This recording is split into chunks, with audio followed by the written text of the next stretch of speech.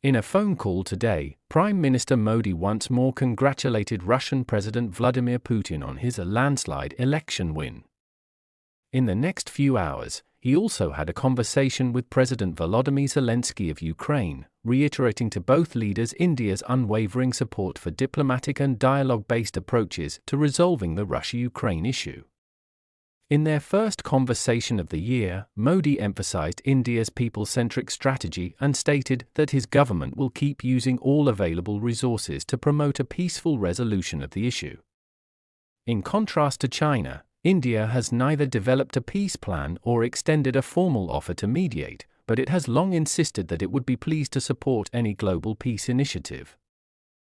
If you want to know the Chinese peace plan, it is a 12-point peace plan for the Ukraine war, which includes the following key points: respecting the sovereignty of all countries, abandoning the Cold War mentality, ceasing hostilities, resuming peace talks, resolving the humanitarian crisis, protecting civilians and prisoners of war, keeping nuclear power plants safe, reducing strategic risks, facilitating grain exports, stopping unilateral sanctions, keeping industrial and supply chains stable, promoting post-conflict reconstruction.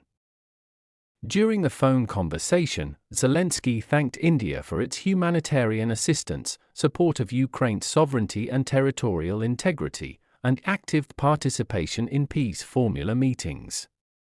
He also extended an invitation to Modi to visit Ukraine and expressed his hope that India would attend the first-ever Global Peace Summit in Switzerland. According to him, Ukraine also wants to welcome Indian students back to its educational establishments. Modi emphasized that India supports all initiatives aimed at an early and peaceful resolution of any disputes between the two nations, according to an Indian readout. Zelenskyy thanked India for its ongoing humanitarian aid to the Ukrainian people, and the two promised to stay in communication.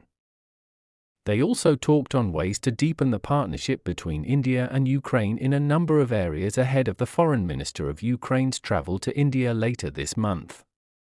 The Modi-Zelenskyy negotiations happened during a period when Ukrainian attacks on Russia's Black Sea were ongoing. On March 16, National Security Advisor Ajit Doval spoke over the phone with Andriy Yermak, the head of Ukrainian President Volodymyr Zelenskyy's office. The two leaders discussed the planning for the inaugural Global Peace Summit in Switzerland and mentioned how well supported the occasion is. Taking to his official X handle, Andriy Yermak posted, had a phone call with National Security Advisor to the Prime Minister of India Ajit Doval. Spoke about the preparations for the first Global Peace Summit in Switzerland at the level of state leaders and noted the high level of support for the event.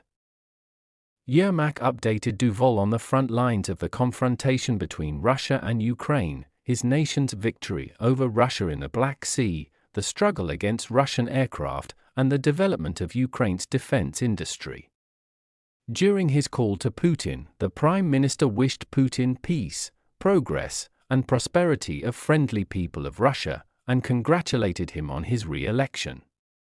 Modi had already congratulated Putin on X. He is scheduled to visit Russia later this year for a bilateral meeting and the BRICS summit.